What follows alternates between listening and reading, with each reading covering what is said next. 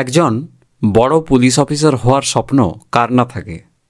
প্রত্যেকেই চায় যে সে একজন পুলিশ অফিসার হোক।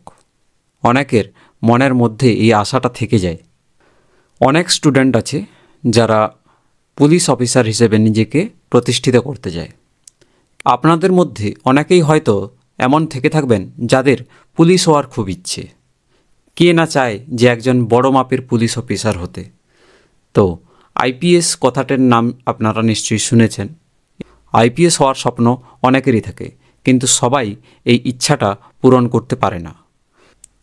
ম্যাক্সিমাম স্টুডেন্টদের এটা জানা নেই যে একজন আইপিএস অফিসার হতে গেলে কী যোগ্যতার প্রয়োজন রয়েছে, কী এলিজিবিলিটি রয়েছে, কী পরীক্ষা দিতে হয়।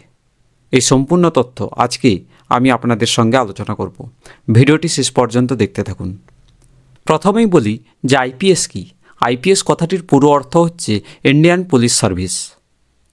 প্রতি বছর প্রচুর স্টুডেন্ট ফর্ম ফিল আপ করে পরীক্ষাটি দেওয়ার জন্য, কিন্তু শেষ পর্যন্ত চাকরি পায় মাত্র হাতে গোনা কয়েকটি স্টুডেন্টরা এই পরীক্ষাটিতে পাশ করার জন্য প্রচুর পরিশ্রম করেন, কিন্তু অনেক স্টুডেন্ট এমন রয়েছেন যাদের এই পরীক্ষার সম্পূর্ণ প্রসেসটাই জানা নেই। তারা শুধু স্বপ্নই দেখে যায় যে আমি একজন আইপিএস অফিসার হব, এবং তারা ফর্ম ফিল আপ করে দেয়। তো কিভাবে বা কি প্রসেস রয়েছে একজন আইপিএস অফিসার হতে হলে আপনাকে কি পথ অবলম্বন করতে হবে, সেই সমস্ত কিছু আজকে আমরা জানব। বন্ধুরা, আপনি যদি আইপিএস হতে চান তাহলে প্রথমে আপনাকে যেটা করতে হবে সেটা হচ্ছে সিভিল সার্ভিস পরীক্ষায় পাশ করতে হবে। সিভিল সার্ভিস যেটা কন্ডাক্ট করে UPSC, union public service commission.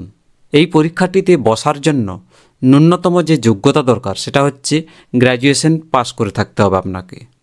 যে কোনো শাখায় অর্থাৎ যে কোনো সাবজেক্টে আপনার যদি গ্র্যাজুয়েশন করা থাকে তাহলে কিন্তু আপনি এই ইউপিএসসি সিভিল সার্ভিস এই এক্সামের ফর্মটি ফিল আপ করতে পারবেন। ফর্মটি ফিল আপ করার জন্য আপনার বয়স হতে হবে মিনিমাম 21 থেকে ম্যাক্সিমাম 30 বছর অবধি। যদি আপনার কোনো কাস্ট থেকে থাকে এসসি, এসটি, ওবিসি, তাহলে আপনি কিন্তু এজ রিল্যাক্সেশন পেয়ে যাবেন। এই সিভিল সার্ভিস পরীক্ষার মাধ্যমে আপনি আইএএসও হতে পারবেন, আইপিএস হতে পারবেন বা আইএফএসও হতে পারবেন। Indian administrative service, Indian police service, Indian forest service, এই 3টি বিভাগেই কিন্তু আপনি যেতে পারবেন। তো যদি আপনি আইপিএস হতে চান তার জন্য এক্সট্রা যেটা আপনার মধ্যে থাকতে হবে, পরিমাণ মতো হাইট থাকতে হবে আপনার।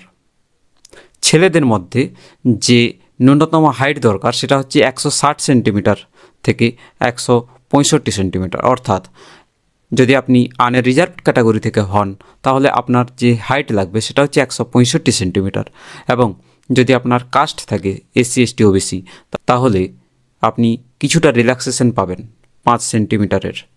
মেয়েদের ক্ষেত্রে আনরিজার্ভড ক্যাটাগরিতে যে হাইট লাগবে সেটা হচ্ছে 150 সেন্টিমিটার, এবং কাস্টের ক্ষেত্রে ছাড় রয়েছে 5 সেন্টিমিটারের।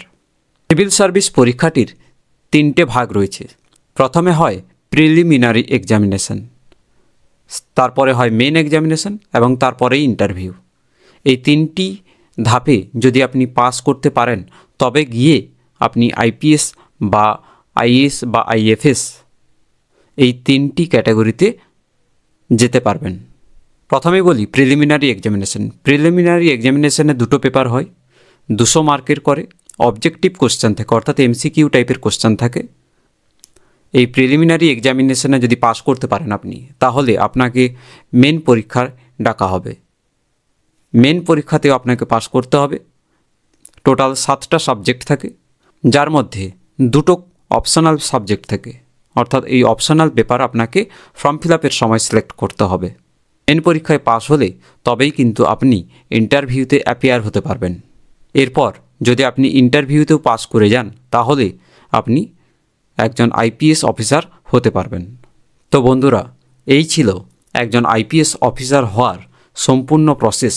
আমি আপনাদের সঙ্গে শেয়ার করলাম একদম প্রথম থেকে কিভাবে আইপিএস অফিসার হওয়া যায়। আশা করছি বন্ধুরা ভিডিওটি আপনাদের ভালো লাগবে।